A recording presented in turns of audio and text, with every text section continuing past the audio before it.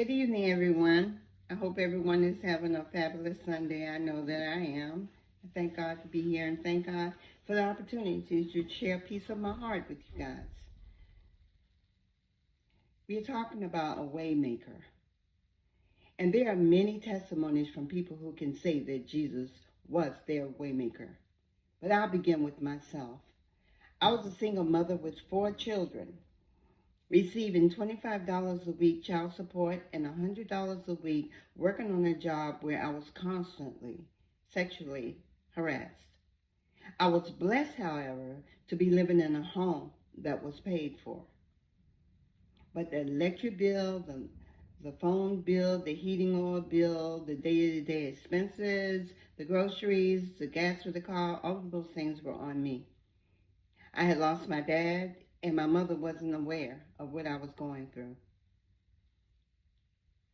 In privacy, I stayed on the floor on my face, calling on God. When I was able to stand, I did, but my back was still against the wall. But God, He revealed my strength when I was at my weakest. He made a way for me by providing me with respectable employment. He led me to tell my mother what I was going through.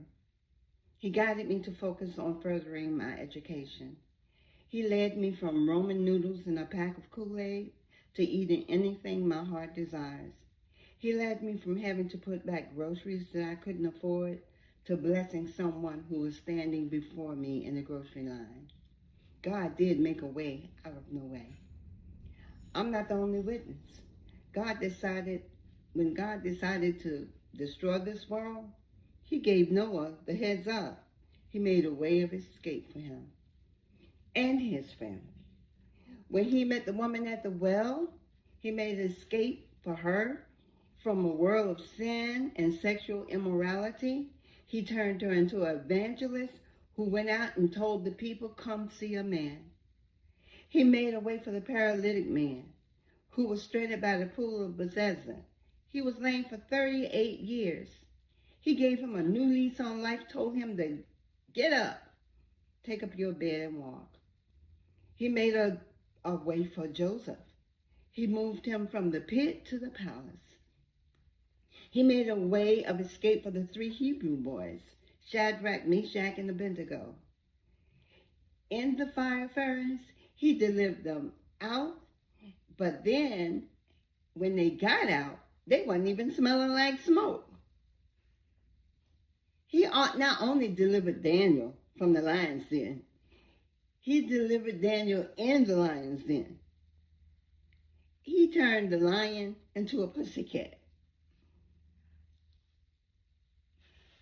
He made a way of escape for the criminal who was being hung at the same time that Jesus was.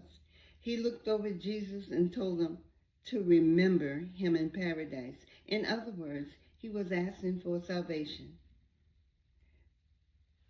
The Israelites, after escaping Egypt, they faced starvation. Excuse me for stumbling. They faced starvation in the wilderness.